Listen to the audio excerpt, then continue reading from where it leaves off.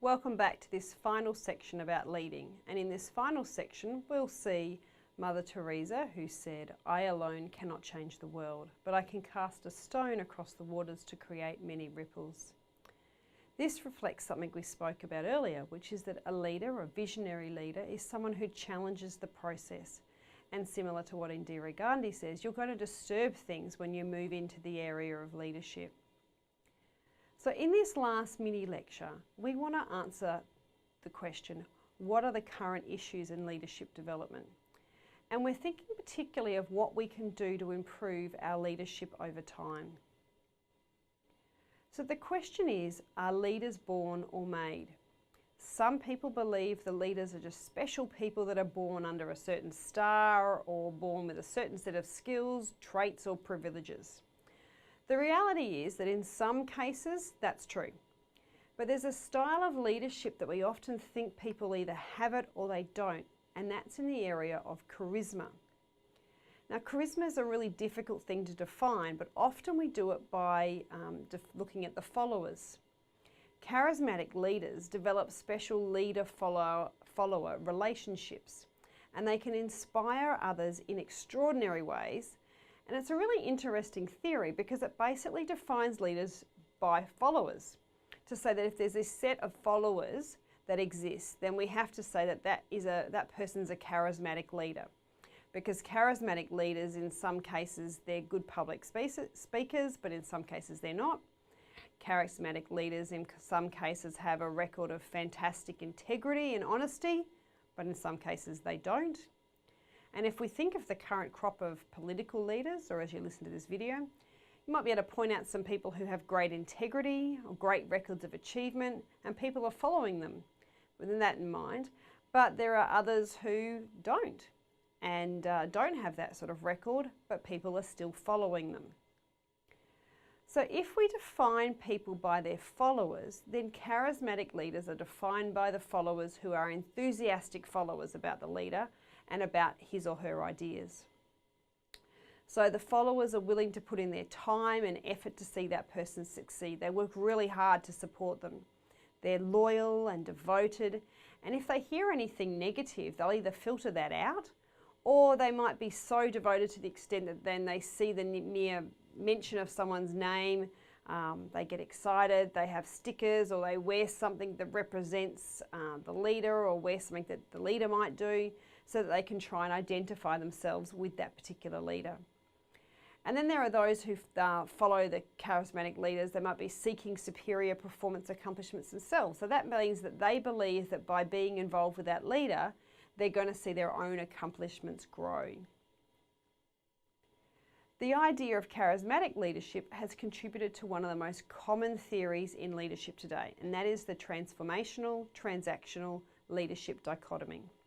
This theory says that transformational leaders are special people who move in an organisation or a group of people, and they move them to a higher level. And research seems to support the idea that the presence of a transformational leader in an organisation has really positive effects on the organisation's performance, the morale of the organisation, and the durability of the organisation. So transformational leaders are those who are inspiring, and they get people to do more, achieving a higher performance. Transformational leaders have this vision, and they're able to cast and communicate that vision. They've got charisma. They've got that level of interpersonal attractiveness that we talked about. So they're the sort of people who are perceived as having a high degree of integrity. They walk the talk, they're honest, they're straightforward in their dealings, and they use symbolism, which is a really important part of leadership. It's not just enough to communicate the story in words. Transformational leaders create a sense of symbolism, which could be a story, it could be a symbol of some kind of recognisable type thing that they wear, and it's some kind of recognisable type of characteristic for the followers. So whether it's a haircut or a type of sunglasses, so there's different things that the leader will use, not just in terms of identification, but perhaps in terms of representing their party or their group. Transformational leaders really provide empowerment and intellectual stimulation for the followers. So people want to listen to them, they want to be exposed to the ideas, they want to feel stimulated in their thinking, and then the transformational leader can empower them to achieve greater tasks. A transformational leader is really contrasted with a transactional leader who's more of your run-of-the-mill standard manager. You could say they direct the efforts of others through the tasks and rewards and structures. But transactional leaders are really important in organisations because they're often seen as the building block that supports the transformational leader. Not everyone's going to be a transformational leader. Many people aspire to be one, and there are certain things you can do to achieve that, and we'll go through some of those things now. But overall, the average leader is more of a transactional leader rather than transformational, although we often aspire to that transformational leadership. One of the important areas of leadership development that's been identified in the last 20 years is what we call emotional intelligence. This is the ability to manage ourselves, our time, our emotions, and our relationships effectively. The most important thing in emotional intelligence is the degree of self-awareness, and that means being aware of your own emotions, being aware of your own reactions, and being able to take that next step and regulate your response to different situations. If a leader is emotionally intelligent, they're going to be able to use different sources of motivation for themselves and also to motivate other people in different activities. But they can feel with others. So this is known as empathy. Sympathy is when you feel for people, but empathy is when you're able to put yourself in someone else's shoes and have the same level of feeling of what they might be experiencing. You won't feel exactly the same, but it's that ability to sense it, to communicate that feeling and recognise what the other person's going through. And someone with emotional intelligence also has really strong social skills, so they can build relationships and maintain the relationships. They can resolve any interpersonal conflicts and build friendships with others in a positive way. Emotional intelligence is seen as being really key ingredient in terms of leadership development. It's something that can be developed in people. It's not something you're just born with and you have it or you don't have it, which is different to your cognitive intelligence, which some people will it's to a degree is hereditary. But emotional intelligence is something you develop through your experiences over time, and it can be developed with training. Now, another area is about gender and leadership. What's the difference between men and women's leadership? Both men and women can be effective leaders, and that's really well known and well established these days. There's no deficiency in either gender. We're not born to be leaders because of our gender, but there are some differences, and I'm going to say that they're generalised differences. So I want you to remember that it is generalised. We know that there are women who are going to be exceptions to the rule, just as there are men that are going to be exceptions to the rule.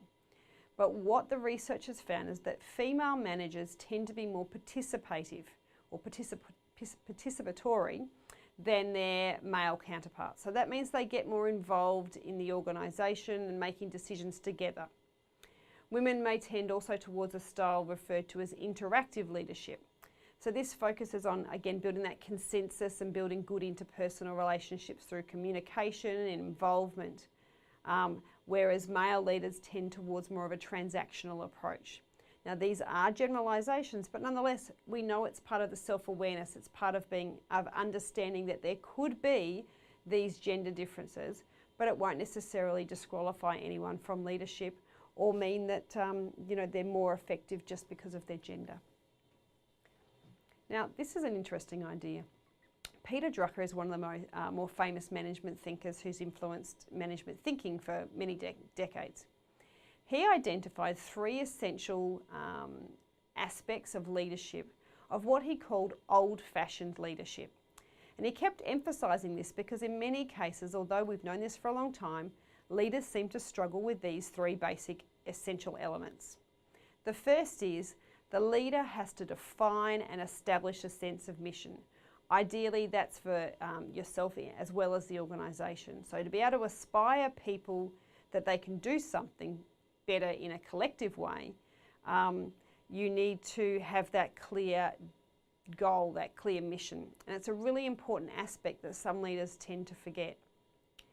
The second is to accept that leadership is a responsibility rather than a rank. So this might go against human instinct in that, you know, well, I'm in a position of leadership, I have the power, I have the rank, I'm better than other people. I'm in a position where I can exercise this leadership wherever I am with those followers. But we know that that's going to be very ineffective.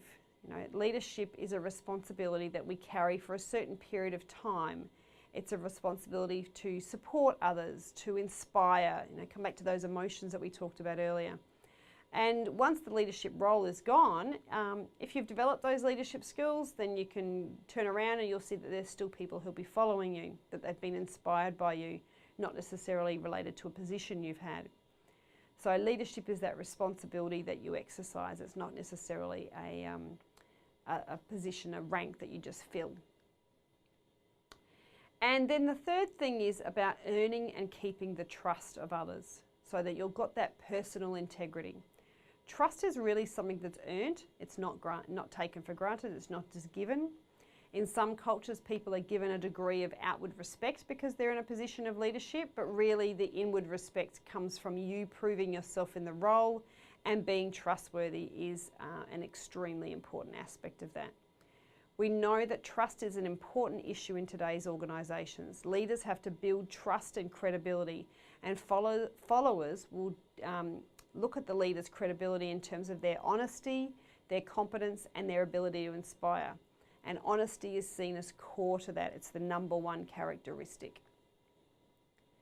Following on from this idea is the concept of moral leadership, where people will lead by example, from their moral example, and have a really highly developed sense of leading with integrity, with an awareness of morality. And what we've learnt is that, you know, what we've learnt from being human on our time at Earth, looking at what could be right and wrong.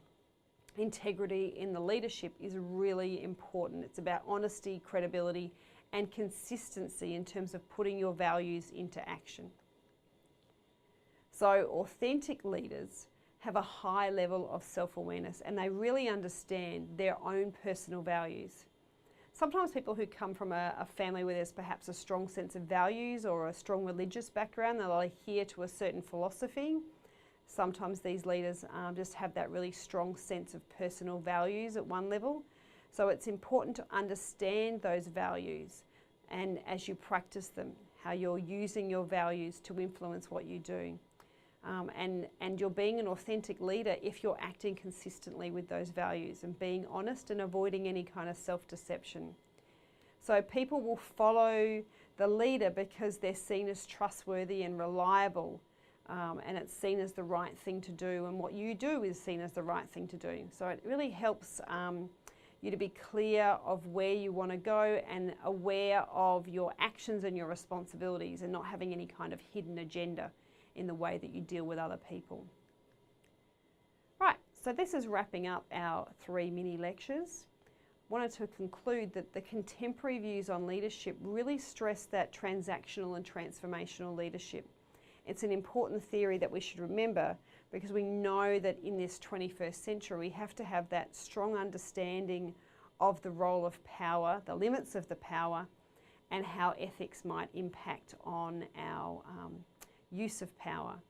And that becoming an effective leader involves training, that we can develop our emotional intelligence, we can have some awareness of the gender issues, and also moral and authentic leadership. So I'll end the lecture here, and I'll see you again soon for the next topic.